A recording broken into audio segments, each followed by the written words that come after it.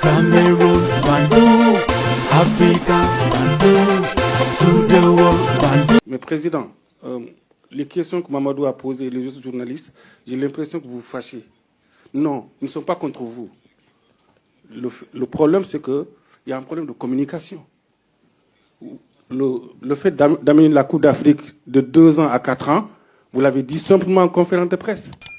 C'est le genre de décision historique, culturelle. Vous devez travailler ça en amont, envoyer des courriers ou appeler la presse pour avoir plus de temps d'explication. On a un problème d'explication. Il n'y a pas de communication entre la CAF et les journalistes.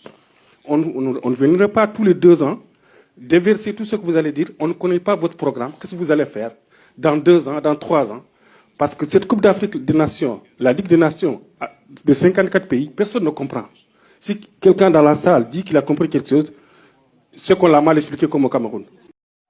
Yo Ekuna man, yo Ngi man, yo Bakure man, yo Bamenda man, and proudly so, yo anglophone brother. C'est comme ça Patrick Motsepe. Il n'aime pas de contradiction.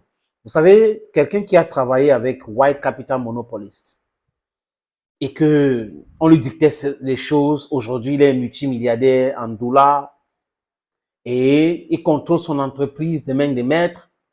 Il confond donc ces sociétés avec la Confédération africaine de football. C'est un bien commun du peuple africain.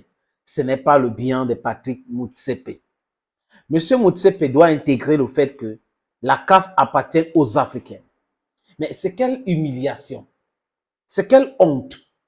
Est-ce que le Maroc avait besoin d'avoir les faveurs des arbitres lors de cette CAN? En fait, Patrick Motsepe a fait tout avec ses amis mafieux de la CAF de détruire, de ternir l'image de la Coupe d'Afrique des Nations. C'est une compétition vraiment formidable, aimée par beaucoup de personnes. Mais quand Patrick Motsepe a décidé de mettre l'argent au devant de tout, ça a commencé à dénaturaliser le football.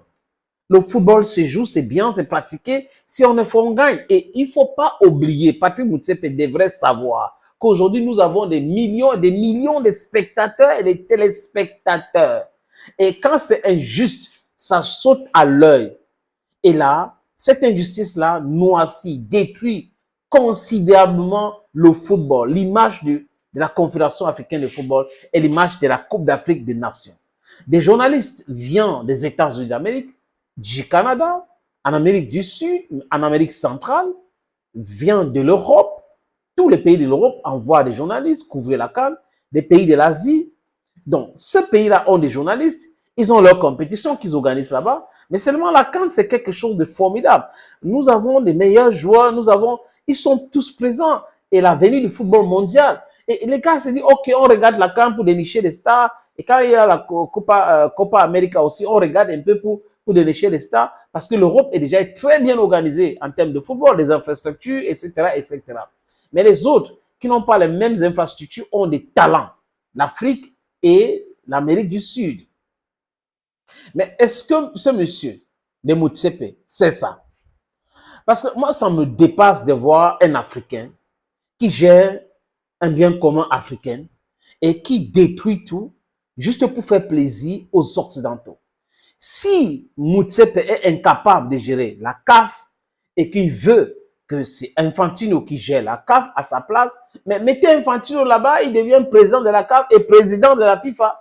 Une fois que de faire honte au peuple africain comme ça. D'abord, tu commences avec ton histoire bidon des CAN après chaque 4 années.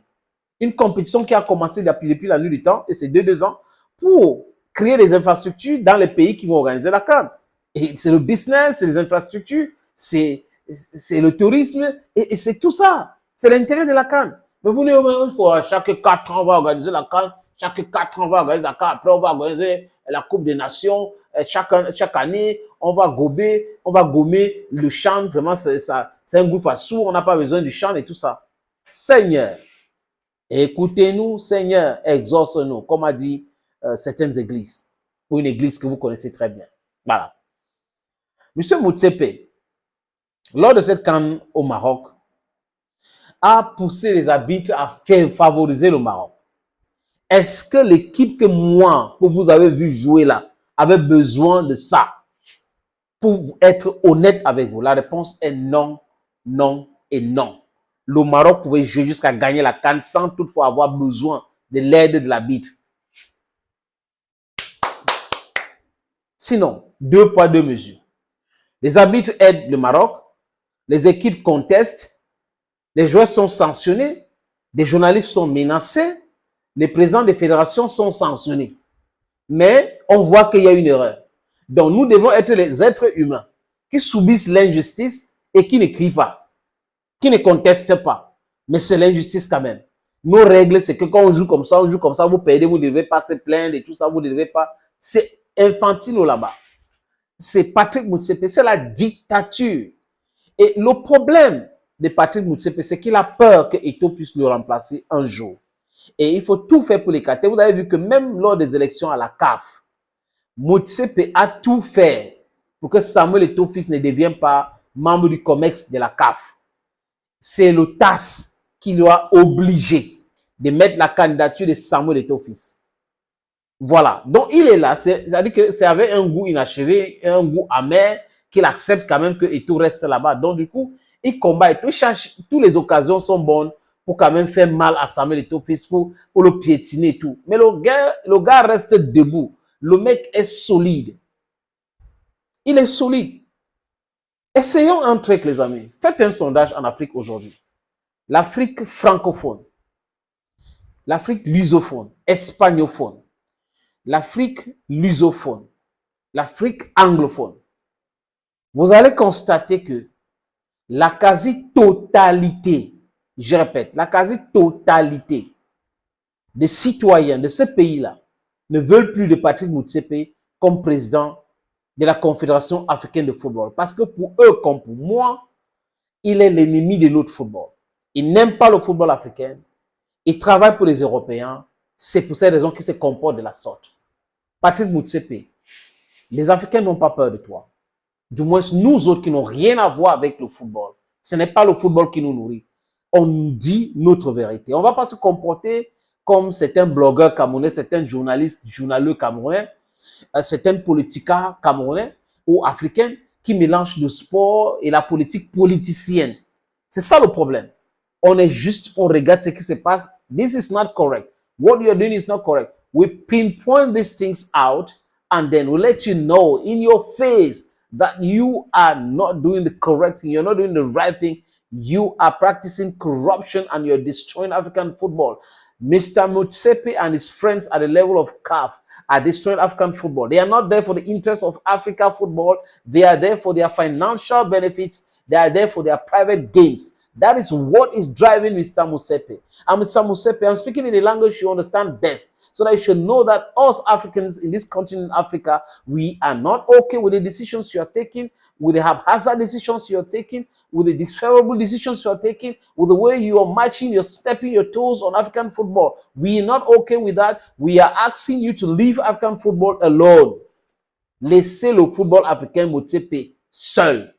Votre histoire de dollars, on a gagné l'argent, on veut gagner l'argent, travaillez l'aspect spectacle pour que les médias s'intéressent. Ils montrent, il y a beaucoup de médias qui montrent aujourd'hui, qui achètent ces images-là. C'est comme ça qu'il faut procéder. Autrement, ce n'est pas du tout sérieux. Et aucun Africain digne de ce nom, aucun Africain sérieux ne va accepter cette non-sens, ne va continuer à cautionner cette non-sens.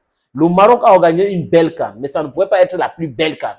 Vous avez réussi à faire en sorte qu'il y a seulement 6 pays qui peuvent gagner la CAN aujourd'hui en Afrique. Le Cameroun, la Côte d'Ivoire, le Maroc, l'Algérie, l'Égypte, l'Afrique du Sud. Juste ces 6 pays-là.